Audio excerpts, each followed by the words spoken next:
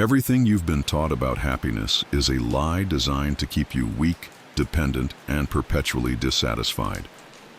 Modern culture sells you the illusion that happiness comes from external sources, achievements, relationships, possessions, experiences, while the ancient Stoics discovered a truth so dark and uncomfortable that few dare to speak it openly. Real happiness doesn't come from getting what you want. It comes from wanting nothing at all. This isn't the feel-good philosophy you'll find in self-help books or motivational speeches. This is the brutal reality that the strongest minds in history discovered through pain, loss, and the complete destruction of every illusion about what makes life worth living. The Stoics learned that true contentment requires killing your desires, not fulfilling them, and this forbidden truth threatens every system built on making you believe that happiness is something you can buy, achieve, or obtain from the outside world. If you're ready to discover why chasing happiness guarantees you'll never find it, and how embracing this dark truth can set you free from the endless cycle of want and disappointment, leave your like, share this video with someone trapped in the pursuit of external happiness, comment below what desire has been controlling your life, and don't forget to subscribe to the channel for more forbidden wisdom that will shatter your illusions and rebuild you stronger. Thomas had everything the modern world promises will make you happy. The corner office, the luxury car, the beautiful wife, the impressive house, the exotic vacations documented perfectly on social media. By every external measure, Thomas was living the dream that millions of people desperately pursue, but inside he was miserable. Every achievement felt hollow within weeks of attaining it. Every possession became ordinary once owned. Every experience faded into memory, leaving him hungry for the next source of satisfaction. Thomas was trapped on what psychologists call the hedonic treadmill, constantly running toward happiness but never actually arriving, because each success only raised the bar for what he thought he needed to feel fulfilled. He was a man who had won the game of external happiness and discovered it was rigged from the beginning. Meanwhile, there was Maria, a woman who appeared to have far less by society's standards but possessed something Thomas couldn't understand: genuine peace. Maria worked a modest job, lived in a simple apartment, had few possessions, and rarely traveled. Yet she moved through life with a calm satisfaction that was visible to everyone around her. The difference wasn't circumstances, it was philosophy. Maria had learned the dark Stoic truth that Thomas was still running from. Happiness is not something you achieve by getting what you want, it's something you discover by no longer needing to want anything. She had found contentment not by fulfilling desires, but by transcending them entirely. This radical difference between Thomas and Maria illustrates the most uncomfortable truth in all of philosophy, that the pursuit of happiness is the very thing that prevents happiness from occurring. Every time you tell yourself you'll be happy when you get the promotion, find the relationship, buy the house, lose the weight, or achieve the goal, you're programming your mind to be unhappy in the present moment. You're training yourself to believe that your current state is insufficient and that satisfaction exists somewhere in the future, contingent on external changes. The Stoics understood this with brutal clarity because they had tested every other approach and found them wanting. Marcus Aurelius had unlimited power and discovered it didn't bring fulfillment. Seneca had enormous wealth and realized it couldn't purchase peace. Epictetus had lost everything through slavery and found that external losses couldn't destroy internal freedom. These men weren't theorizing about happiness. They were reporting from the front lines of human experience about what actually works and what creates perpetual suffering. Here's the dark truth that nobody wants to face. Desire is suffering. Every want, every craving, every if-only thought is a form of self-torture because it creates a state of internal lacking that no external acquisition can permanently fill. You think you suffer because you don't have what you want, but the reality is you suffer because you want it all. The wanting itself is the source of your dissatisfaction, not the absence of the thing you think you want. David learned this lesson through devastating loss when his business collapsed, his marriage ended, and his health failed, all within the same year. Everything he had built his identity and happiness around disappeared, leaving him with nothing but the raw experience of being alive. In that stripped-down state, David made a shocking discovery. He was still okay. Without all the external sources of supposed happiness, He found a baseline of existence that was peaceful simply because it required nothing to maintain it. He realized he had been suffering not from lacking things, but from believing he needed things he didn't actually need. This insight reveals why the modern happiness industry is fundamentally fraudulent. It promises to help you get what you want, rather than helping you understand that the wanting itself is the problem. Every self-help book, therapy session, and motivational program that focuses on achieving external goals or changing external circumstances is actually reinforcing the very mechanism that creates unhappiness, the belief that your internal state should depend on external conditions. The Stoics developed a radically different approach based on what they called preferred indifference.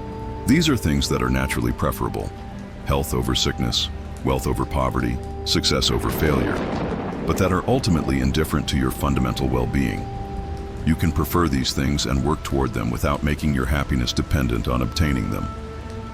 This subtle but crucial distinction allows you to engage fully with life while maintaining the internal freedom that comes from not needing any particular outcome. Sarah discovered this balance when she stopped making her worth depend on her career success. For years, she had been on an emotional roller coaster tied to promotions, salary increases, and professional recognition. Every setback felt like personal failure. Every success felt temporary and insufficient. When she learned to prefer career advancement without requiring it for happiness, Sarah found she could work with full effort while remaining internally stable regardless of outcomes. This approach not only made her more effective professionally, but gave her a peace that no external achievement could provide. The most challenging aspect of this dark truth is that it requires giving up the fantasy that some future state will finally make you completely happy. Most people live their entire lives in this fantasy, constantly deferring contentment to some imagined future when everything will finally align perfectly. The Stoics realize this future never comes because the human mind is designed to adapt to any circumstances and then seek something new. No external state can provide lasting satisfaction because satisfaction is not a state you achieve. It's a choice you make moment by moment. This doesn't mean becoming passive or abandoning all goals and preferences. The Stoics were among history's most accomplished people precisely because they had freed themselves from the need for their accomplishments to provide their happiness.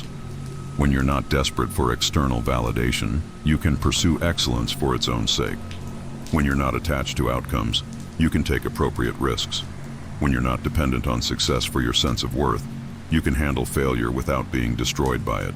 Jake experienced this transformation when he stopped trying to make his teenage children's behavior the source of his parental satisfaction.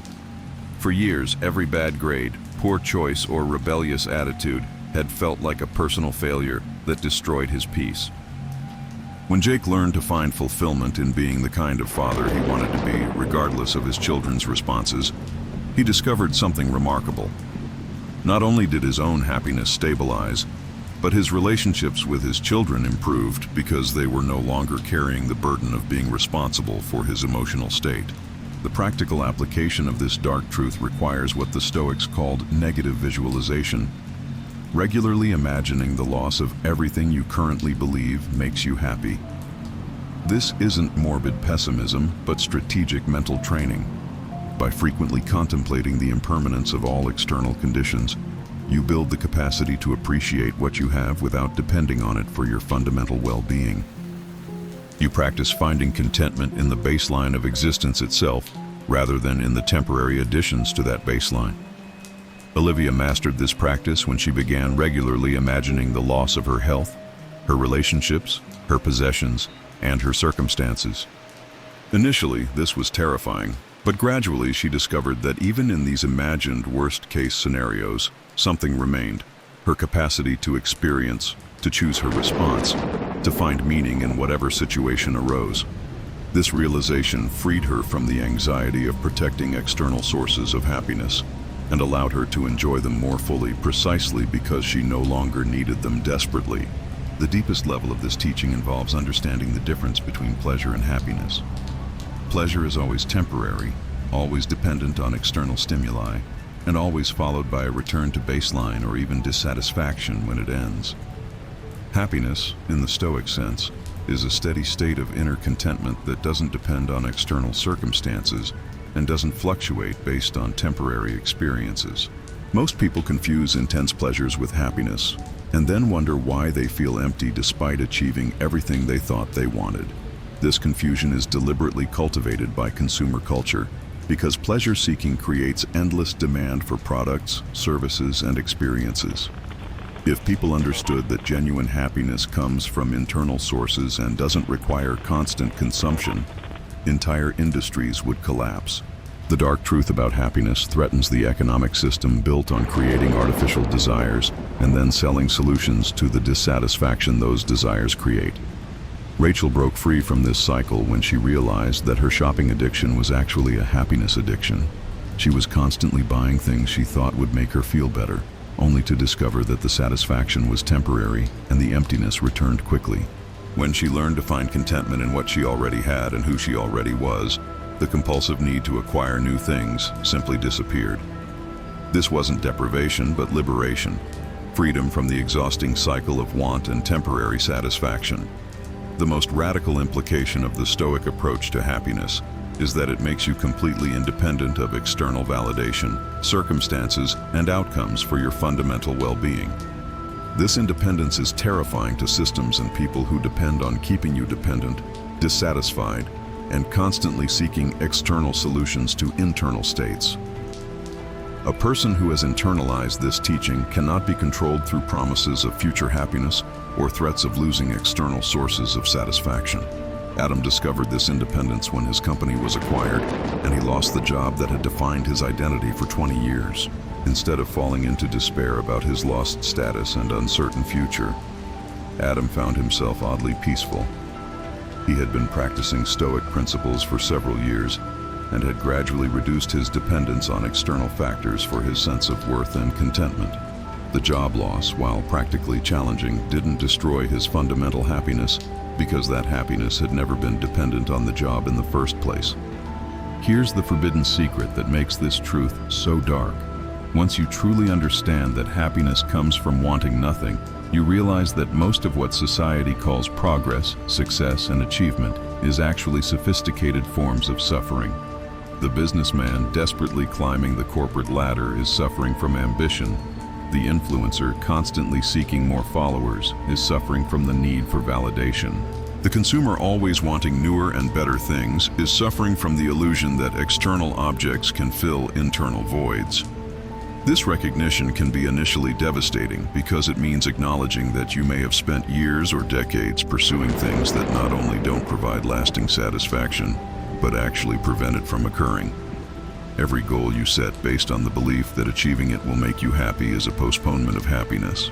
Every desire you feed is a strengthening of the very mechanism that keeps you dissatisfied. The way out of this trap requires what the Stoics called the discipline of desire, the systematic training of your mind to prefer outcomes without depending on them, to work toward goals without making your peace contingent on achieving them, and to enjoy pleasures without needing them to continue indefinitely. This discipline is perhaps the most difficult aspect of Stoic practice because it goes against every instinct that evolution and culture have programmed into you. Elena mastered this discipline through years of consistent practice, gradually reducing her emotional attachment to outcomes while maintaining her commitment to excellent effort. She learned to enjoy success without being inflated by it, to handle failure without being deflated by it, and to find satisfaction in the process of living itself, rather than in achieving specific results from that process. This transformation didn't make her passive or uncaring. It made her more effective because her actions were based on wisdom rather than desperation. The ultimate expression of this dark truth is the Stoic concept of preferred indifference applied to happiness itself. Even the state of being happy becomes something you can prefer without requiring. You work to create conditions that naturally lead to contentment while recognizing that your fundamental well-being doesn't depend on maintaining any particular emotional state. This paradoxical relationship with happiness, preferring it but not needing it, is what allows genuine happiness to emerge naturally. The forbidden nature of this teaching lies in its complete reversal of everything modern culture promotes about happiness and success. Instead of teaching you to get what you want, it teaches you to examine whether wanting itself is the source of your problems. Instead of helping you achieve your dreams, it questions whether having dreams that you depend on for happiness creates perpetual dissatisfaction, instead of promising that the right external changes will make you happy. It reveals that happiness was always available internally and never required external changes at all. This truth is dark, not because it's pessimistic, but because it destroys the comfortable illusions that keep people trapped in cycles of seeking, achieving, and remaining unsatisfied. It reveals that the happiness you've been chasing was always here, available in this moment, requiring nothing more than the recognition that you don't need anything beyond what you already are to experience contentment. The darkness is not in the truth itself, but in the dissolution of the false lights you've been following, leaving only the steady illumination of reality as it actually is. The choice, as the Stoics always emphasized, is entirely yours. You can continue pursuing external sources of happiness while wondering why satisfaction remains elusive. Or you can begin the challenging but liberating work of finding contentment in the simple fact of being alive, conscious, and capable of choosing your response to whatever circumstances arise. The first path leads to perpetual seeking and temporary satisfactions. The second leads to the kind of deep peace that no external change can give you or take away.